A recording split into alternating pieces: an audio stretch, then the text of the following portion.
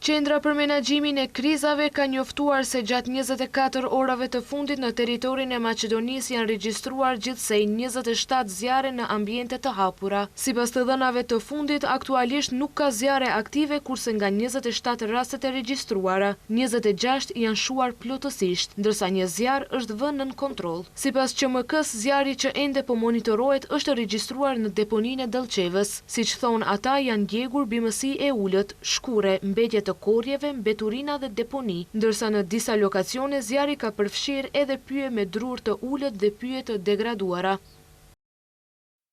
Zjarre janë regjistruar në Petrovec, Karposh, Butel, Gostivar, Tetov, Vasilev, Kërçov, Mogil, Prilep, Strumic, Makedonski Brod, Karbinci, Vrapçisht, Saraj, Kisallavod, Haraqin, Ilinden, Qendër Zhub, Bogovin, Novasi dhe Dollnen.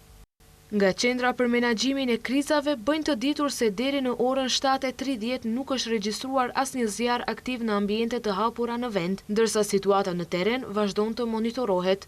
Ndërkohë, dje rreth mesditës, në fshatin Greshnic të komunës së Makedonski Brodit, policia ka arrestuar GPX 45 banor i këtij fshatit. Ai dyshohet se në disa raste të mëparshme ka shkaktuar zjarre në ambiente të hapura. Sipas policisë, rreth orës 11:30 ai është kapur duke ndezur zjarr në zonën ndërmjet fshatrave Greshnic dhe Slatin në territorin e komunës së Makedonski Brodit. Gjithashtu, në të njëjtën ditë rreth orës 17:00, policia ka arrestuar GPK 76 nga Shkupi në fshatin Sarandinov të komunës së Dollnenit, i cili dyshohet se ka shkaktuar zjarre në ambiente të hapura. Pas përfundimit të dokumentimit të plotë të rasteve ndaj të dyshuarve do të ndërmerren masa dhe do të dorëzohen kallëzimet përkatëse.